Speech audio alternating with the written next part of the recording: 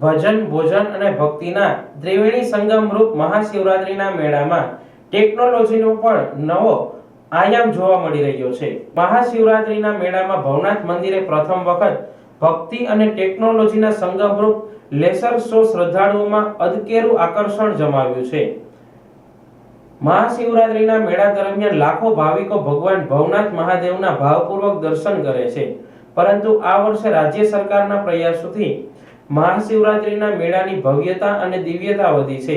તેમાં ભાવિકોલક્ષી નવા આયામો ઉમેરાયા છે, જે શ્રદ્ધાળુઓને ભક્તિમય નવી અનુભૂતિ કરાવે છે. ભવનાથ મંદિરે લેસર શો દ્વારા આધ્યાત્મિકતાને ઉજાગર કરતા ભવ્ય અને રંગબેરંગી જય ગિરનારી, ઓમ નમઃ શિવાય, ઓમ ઉપરાંત તાંડવ નૃત્ય કરતા ભગવાન શિવજી, ત્રિશૂળ, ડમરૂ, શંખ વગેરેને પ્રકાશોથી ગતિશીલતા સાથેની પ્રતિકૃતિઓ શ્રદ્ધાળુઓના હૈયે અનેરો ભક્તિભાવ પ્રગટાવે છે. આ લેસર શોની એવી રીતે ગોઠવણ થઈ છે કે ભવનાથ મંદિરની પાછળ જૂના અખાડાનું જે શિવલિંગના આકાર સાથે ભવન બનેલું છે, તેના પર આ લેસર શો દ્રષ્ટિગોચર થાય છે, જે ભવનાથ મંદિરને વધુ દિવ્યતા પણ બક્ષે છે.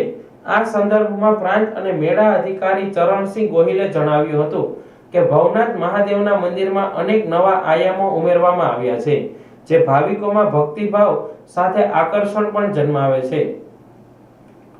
જેમાં મહાશિવરાત્રિના મેળામાં પ્રથમવાર લેસર શોનું આયોજન થયું છે, જે નિહાળી ભવનાથ મંદિરે આવતા શ્રદ્ધાળુઓ એક અનોખો અનુભવ લઈને જાય છે. ટેકનોલોજીના માધ્યમથી થતા આ લેસરમાં GOBO એટલે કે ગો બિટવીન ઓપ્ટિક્સ લાઇટનો ઉપયોગ કરવામાં આવ્યો છે, જેના થકી શિવજીના જુદા જુદા રૂપો, ત્રિશૂળ સહિતની પ્રતિકૃતિઓ દર્શાવવામાં આવી રહી છે. તેમણે એમ પણ કહ્યું કે ભવનાથ મંદિર પર 55 કિલોનો ધ્વજ દંડ સ્થાપિત કરવામાં આવ્યો છે. ઉપરાંત મંદિર પરિસરમાં ભગવાન મહાદેવ રવેડીમાં આવતા હોય તેવું એક કાલ્પનિક પેઇન્ટિંગ પણ તૈયાર કરવામાં આવ્યું છે, જે પણ ભાવિકોને ખૂબ પસંદ પડ્યું છે. તેમણે ઉમેર્યું છે કે ભવનાથ મંદિરમાં ભાવિકો લક્ષી અનેક ફેરફાર કરવામાં આવ્યા છે.